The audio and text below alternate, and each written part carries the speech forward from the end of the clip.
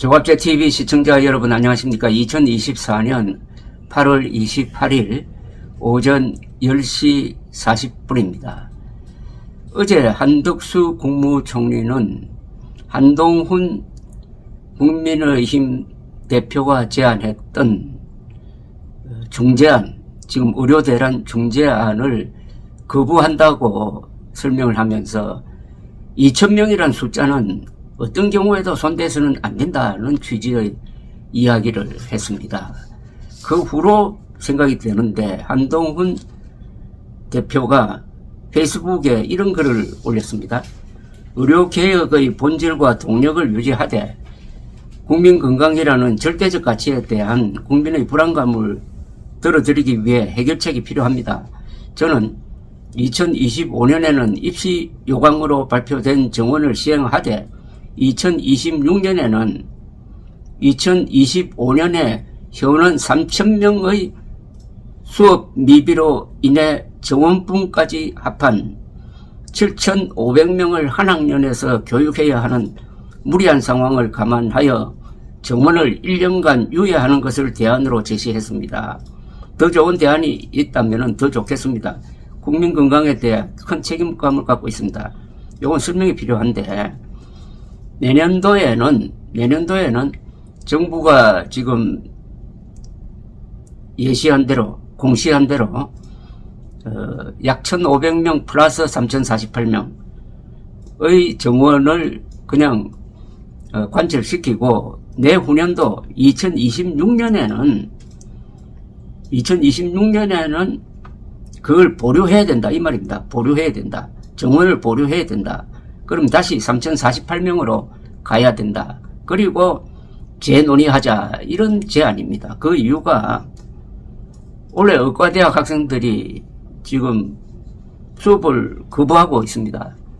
유급된 거죠. 그럼 내년에 그 사람들이 다시 신입생과 합쳐지면은 7,500명을 한 학년에서 교육해야 되는데 이게 과연 되겠느냐.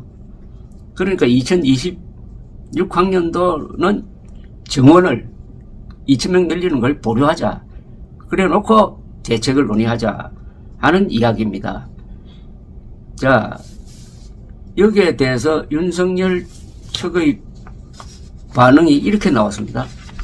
오는 30일로 예정되었던 윤석열 대통령과 한동훈 대표의 만찬이 추석 이후로 연기됐다. 한동훈 대표의 중재안에 대해서 윤석열 대통령이 아주 감정적 반응을 했다는 느낌을 확 줍니다. 대통령실 고위장 관계자는 조선일보와 통화하면서 당 지도부와 추석 연휴 이후로 만찬을 하기로 했다. 당과의 1박 2일 연찬회가 내일하고 모레 있는 모임입니다. 연찬회 직후 바로 지도부 만찬을 하는 게 적절하지 않다는 의견이 있었다고 밝혔습니다. 고위 관계자는 대통령이 당 지도부와 만찬을 하지 않는 적은 없으며 당연히 할 것이다. 다만 추석 민생 대책 수립에 고민하는 모습이 우선이라는 판단을 했다고 했습니다. 그런데 조금 이상한 게 1박 2일 연찬회가 29일, 30일 잡혀 있었고 그 다음에 30일 그날 또 한동훈 대표와의 만찬이 따로 잡혀 있었는데 갑자기 이틀 앞두고 이렇게 바꾼 게 설명이 잘 안 된다는 겁니다. 부적절하다면 그렇게 스케줄 잡지 않아야 되는데 그래서 언론은 한 대표가 의정갈등 사태 해소를 위해 정부에 2026학년도 의대 정원 보류를 제안했고 이와 같은 사실이 언론을 통해 공개되면서 기류에 변화가 생겼다 라고 하니까 대통령실은 맨날 요새 하는 이야기가 또 나왔습니다. 대통령의 고유 권한이라면서 한 대표의 건의에 선을 그었고 이 사실이 공개되자 당정 간 정책 엇박자가 나는 듯한 모습이 언론에 공개되는 건 부적절하다는 반응이 나온 직후에 30일 저녁 먹는 거 안 하기로 했다 뭐 이렇게 나온 겁니다. 모든 게 윤석열 대통령의 감정적 반응입니다. 감정적 반응이 이런 식으로 5천만 국민이 지켜보는 가운데서 펼쳐지니까 이게 보통 일이 아닙니다. 보통 일이. 여기에 대한 제가 검색을 해보니까 동아일보, 중앙일보, 조선일보의 댓글창이 지금까지는 줄기차게 윤석열 대통령 편들고 윤석열 대통령의 이른바 의료개혁에 박수를 보냈는데 거의 대부분이 반윤석열로 지금 돌고 있습니다. 반윤석열로 돌고 있는데 이제는 한동훈 대표가 과거에 비상대책위원장의 그 사람이 아닙니다. 완전히 법적 위치라든지 정치적 위치가 달라졌습니다. 엄격하게 말하면 당과 정부는 서로 분리되어 있는 그런 상황입니다. 윤석열 대통령이 부하가 아닌 겁니다. 윤석열 대통령이 국민의힘의 총재가 아닙니다. 자, 그런데 지금 이렇게 한가하게 감정 싸움을 할 때가 아닙니다. 투정을 할 때가 아닙니다. 자존심 세울 때가 아닙니다.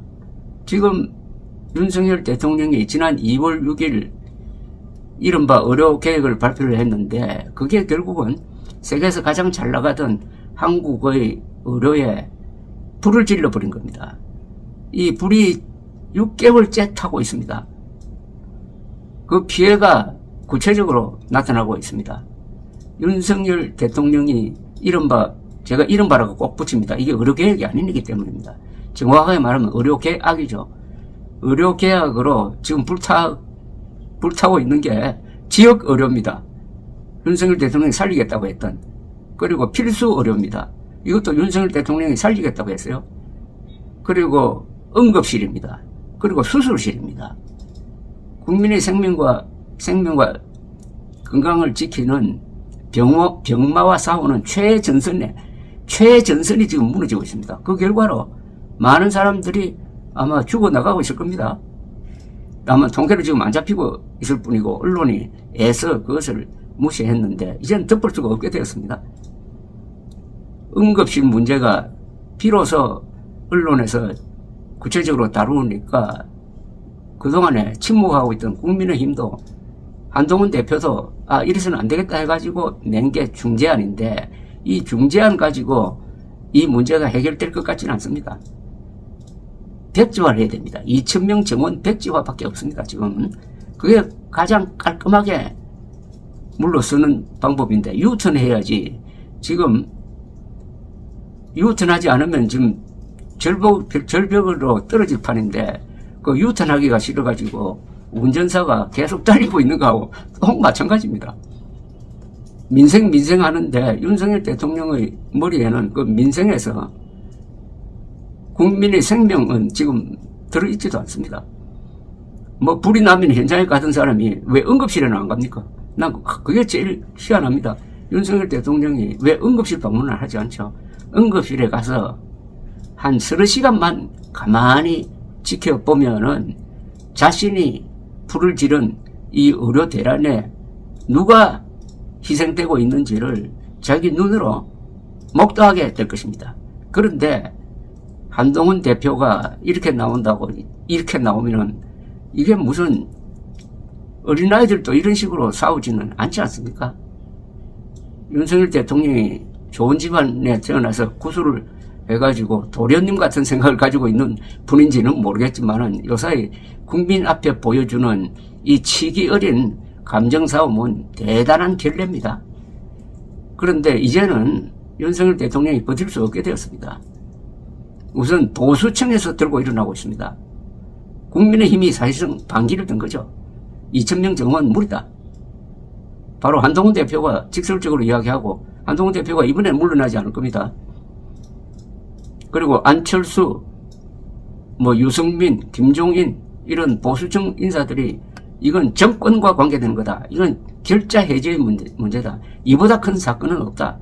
라고 이야기를 하고 있고 드디어 문화일보는 빼고 조선일보, 중앙일보도 지금 선회를 하고 있습니다. 여론을 이기는 정권은 없고 여론을 이기는 언론은 없습니다. 여론도 이제는 확실히 돌고 있습니다. 그러면은 이 싸움에서 윤석열, 복지부, 교육부만 덩그랗게 남게 되는 이런 상황이 되는데 지금 이 윤석열, 한동훈 사이의 이 갈등은 아주 위험천만한 요인을 하나 갖고 있습니다. 지금 지지율이 20% 됩니다. 윤석열 대통령. 그런데 한동훈, 윤석열 다시 싸우기 시작하면은 이제는 윤석열 지지는 더 줄어들 겁니다. 10%대로 떨어질 가능성이 있습니다. 이 사태를 관망하던 민주당이 여기에 이제 끼어들 겁니다. 이재명, 한동훈 두 사람이 만났을 때 이 의료대란 이야기가 나오지 않을 수 없을 것이고, 그 어느 쪽으로 이야기가 나오든 윤석열 대통령에게 굉장히 불리한 이야기가 나오게 될 겁니다. 만약 민주당도 이걸 좋은 기회라고 생각하고, 즉 보수층이 분열되었다, 국민의힘과 윤석열 대통령 사이에서 금이 갔다 하면은 어떻게 전략적 판단을 할까요? 그냥 밀어붙이자.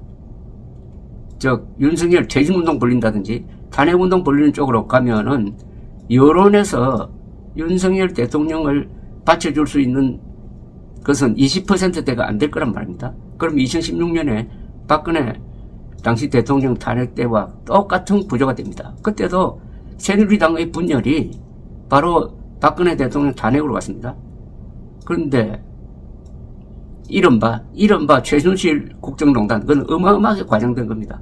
그것과 지금 진행되고 있는 의료대란, 어느 게 더 큰 사건입니까? 어느 게 더 대통령의 책임입니까? 이 의료대란은 완전히 100% 윤석열 대통령의 책임입니다. 부하의 책임이 아니에요. 그리고 본인 한 사람 때문에, 윤석열의 판단 착오 때문에 온 국민이 지금 다치면 죽을지도 모르겠다, 다치면 응급실에 가서 치료를 제대로 받을 수가 없다, 암 말기 환자가 수술 날짜를 잡을 수가 없다, 이런 상황으로 오직 윤석열 한 사람으로 몰리게 되어 있습니다. 그때도 이거는 모든 것은 대통령의 고유 권한이다 라고 하면서 버틸 수 있을까요? 그래서 지금 벌어지고 있는 한동훈, 윤석열 이 갈등은 윤석열 대통령의 퇴진, 몰락으로 갈 수 있는 굉장한 위험한 요소, 적을 앞두고 분열되고 있는 겁니다. 지금 의사들은 그야말로 사투를 하고 있습니다. 지금 전공의가 빠진 의료 현장에서 일어나고 있는 것은 이건 사투라고 해야 됩니다.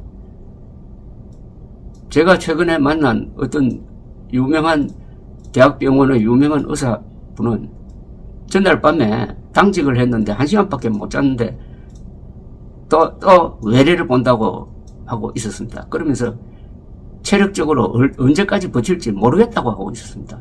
이게 왜 일어났습니까? 2월 6일 이전에는 이런 일이 없었잖아요. 우리나라 역사에서 1948년 8월 15일 대한민국 정부 수립 이후에 오직 대통령 한 사람의 잘못으로 이렇게 많은 국민들이 그 생명과 건강이 위험에 처해진 적이 없습니다. 제가 거듭 말씀드리지만은 6.25 남침 이후에 최대 사건이 지금 벌어지고 있는데 대통령은 의료대란이란 불을 질러놓고 불 끌 생각을 하지 않는 정도가 아니라 불 끌려고 하는 사람을 말리고 있는 것 아닙니까? 한국 국민들을 어떻게 보는지, 우리나라 국민들이 항상 그렇게 양순한 사람이라고 생각합니까? 아니면은 유튜브 윤석열 추종 유튜브만 보고 자신의 지지 세력이 아직도 강하고 많다고 생각하는 겁니까?